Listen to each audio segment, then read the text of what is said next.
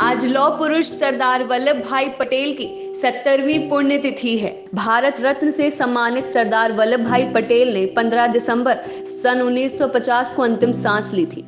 गुजरात के नाडियाड में किसान परिवार में जन्मे सरदार वल्लभ भाई पटेल स्वतंत्र भारत के पहले गृह मंत्री और पहले उप प्रधानमंत्री थे।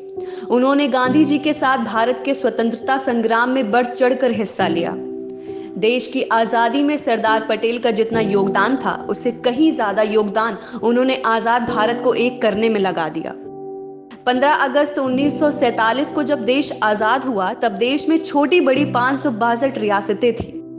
इनमें से कई रियासतों ने तो आजाद रहने का ही फैसला कर लिया था, लेकिन सरदार पटेल ने अपने दृढ़ निश्चय के दम पर सबको देश में मिलाया। उनके जीवन से जुड़े अनेक ऐसे किस्से सुनने पढ़ने को मिलते रहे हैं, जिससे उनकी ईमानदारी, दृढ़ निश्चय, समर्पण, निष्ठा और हिम्मत की मिसाल मिलती है।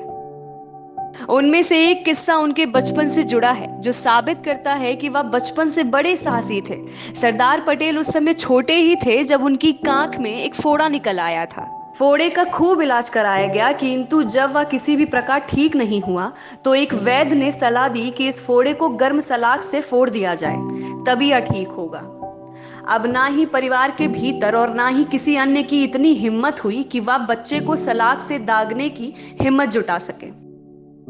आखिरकार अविचलित बने रहकर सरदार पटेल ने स्वयं ही लोहे की सलाख को गर्म करके फोड़े पर लगा दिया, जिससे वह फूट गया और कुछ ही दिनों में पूरी तरह ठीक हो गया।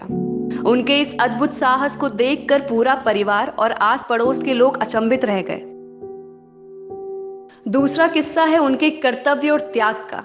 1909 में जब सरदार पटेल वकालत करते थे, उस दौरान तो उनकी कर्तव्य परायणता की मिसाल देखने को मिली, जिसकी आज के युग में तो कोई कल्पना भी नहीं कर सकता।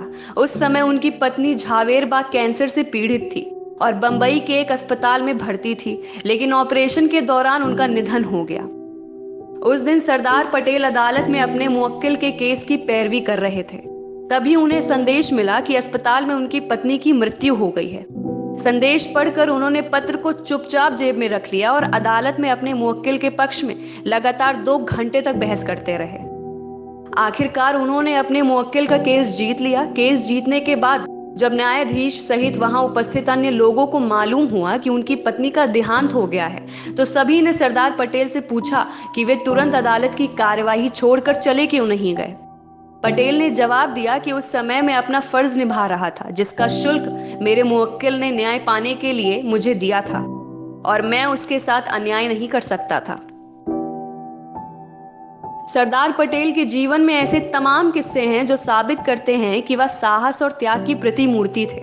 एनडीटीवी भारत भी लौह पुरुष की पुण्यतिथि पर उन्हें नमन करता है। देश दुनिया की ताज़ा तरीन खबरों से रूबरू होने के लिए सब्सक्राइब कीजिए आपका अपना चैनल एनडीटीवी भारत।